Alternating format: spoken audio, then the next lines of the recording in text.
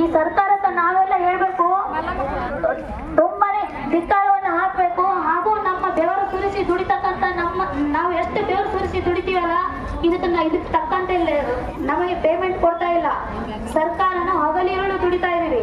ಇನ್ನು ಮುಂದೆ ಏನ್ ಮಾಡ್ತಾ ಇದೆ ಅಂದ್ರೆ ಹೆಣ್ಮಕ್ಳು 12 ಗಂಟೆ ದುಡಿಬೇಕಂತ. ಹೆಣ್ಮಕ್ಳು 12 ಗಂಟೆ ದುಡಿಬೇಕಂದ್ರ ನಾವು ಮನಿ ನೋಡ್ಬೇಕು, ಮಕ್ಳಿಗೆ ನೋಡ್ಬೇಕು, ಗಂಡು ನೋಡ್ಬೇಕು, ಅತ್ತಿ ಮಾವ ನೋಡ್ಬೇಕು, ಎಲ್ಲರಿಗೂ ನೋಡ್ಕೊಂಡು 12 ಗಂಟೆ ಸರ್ಕಾರಕ್ಕೆ ದುಡಿದು ನಮಗೆ ಇದ್ರ ತಕ್ಕಂತೆ ಬೆಲೆನೇ ಕೊಡ್ತಾ ಇಲ್ಲ.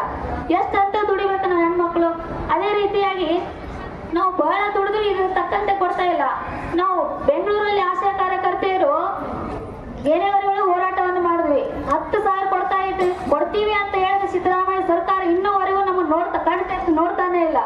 ಎಲ್ಲಿ ಹೋಗಿ ಮಲ್ಕೊಂಡದ ಸರ್ಕಾರ ಗೊತ್ತಿಲ್ಲ. ಏನೋ ಅವ್ರ ಮನೆ ಮಲ್ಕೊಂಡದ, ಎಲ್ಲಿ ಮಲ್ಕೊಂಡದ ಗೊತ್ತಿಲ್ಲ. ಅದಕ್ಕೋಸ್ಕರ ನಾವು ಎಲ್ಲರೂ ಇನ್ನೂ ಹೋರಾಟ ಮಾಡ್ತಾ ಇದೀವಿ. ಇನ್ನು ತನಕ ಕಣ್ ತೆರಿತಾ ಇಲ್ಲ. ಸರ್ಕಾರಕ್ಕೆ ನಾವು ತುಂಬಾನೇ ದುಡಿತಾ ಇದೀವಿ.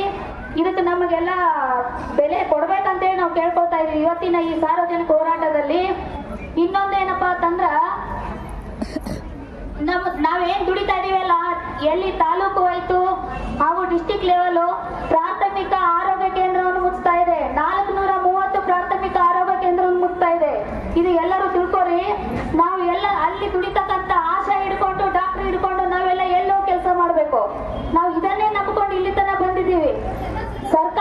ಸರ್ಕಾರ ಇದೆಲ್ಲ ಮುಚ್ತಾ ಇದೆ ಅಂದ್ರೆ ಎಲ್ಲೋ ನಿಂತ ಸರ್ಕಾರ ನೋಡ್ಕೋರಿ. ಪ್ರಾಥಮಿಕ ಆರೋಗ್ಯ ಕೇಂದ್ರ ಮುಚ್ಚಂದ್ರ ಅಲ್ಲಿರುವ ಜನಸಂಖ್ಯೆ ಗತಿ ಏನು, ಎಲ್ಲ ನಮ್ಮ ಗತಿ ಏನು, ನಾವೆಲ್ಲ ಎಲ್ಲೋ ಕೇಳ್ಕೋಬೇಕು. ಅದಕ್ಕೋಸ್ಕರ ನಾವೆಲ್ಲ ಒಗ್ಗೂಡಿ ಹೋರಾಟ ಮಾಡಿದ್ರೆ ಗೆಲ್ತೀವಿ. ಈ ಸದ್ಯಕ್ಕೆ ನಾವು ಏನ್ ಮಾಡ್ಕೊಂಡಿದ್ವಿ, ಫಸ್ಟ್ ಆಶಾಗಳಷ್ಟು ಮಾಡೋಣ ಅಂತಂದ್ವಿ. ಈ ಸರ್ ಅವ್ರು ಹೇಳಿದ್ರು ಇಲ್ಲ ಎಲ್ಲರೂ ಕೂಡಿ ಮಾಡೋಣ ಅಂತ. ಇದು ಗೊತ್ತಿರ್ಲಿಲ್ಲ, ಫಸ್ಟ್ ಟೈಮ್ ನಾನು ಈ ತರ ಹೇಳಿದ್ದು.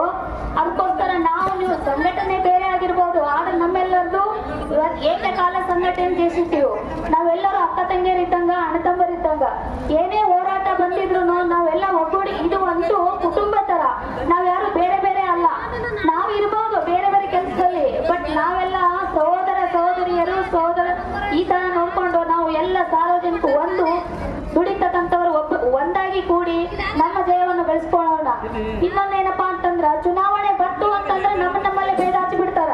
ಆ ಜಾತಿಯವರು ಈ ಜಾತಿಯವರು, ಆ ಧರ್ಮ ಈ ಧರ್ಮ, ಯಾವ ಧರ್ಮ ಇಲ್ಲ ರೀ, ಜಾತಿ ಒಂದೇ, ಮನುಷ್ಯ ಧರ್ಮ ಅನ್ನೋದು ನಾವೆಲ್ಲ ನೆನ್ಪಿಟ್ಕೋಬೇಕು. ಇದೆಲ್ಲ ನೆನ್ಪಿಟ್ಕೋರಿ ನೀವು. ಮನುಷ್ಯ ಜಾತಿ ಒಂದೇ. ಯಾಕಂದ್ರೆ ನಮ್ಮಲ್ಲಿ ಜಗಳ ಹಚ್ಚಿ ಅವ್ರ ಮ್ಯಾಲೆ ಚೇರ್ಮನ್ ಆಗಿ ಮ್ಯಾಲ ಕುರ್ಚಿ ಮೇಲೆ ಕೂತು ಆರಾಮಾಗಿ ಮಲ್ಕೊಂಡ್ಬಿಡ್ತಾರ. ನಾವೇನ್ ಕಟ್ಟಿಡ್ಬೇಕ್ರಿ ಇಲ್ಲಿ, ಅವ್ರು ಆರಾಮಾಗಿರ್ತಾರಲ್ಲಿ. ಮನೆ ನಮಗೆ ಪೇಮೆಂಟ್ 10,000 ಮಾಡಿ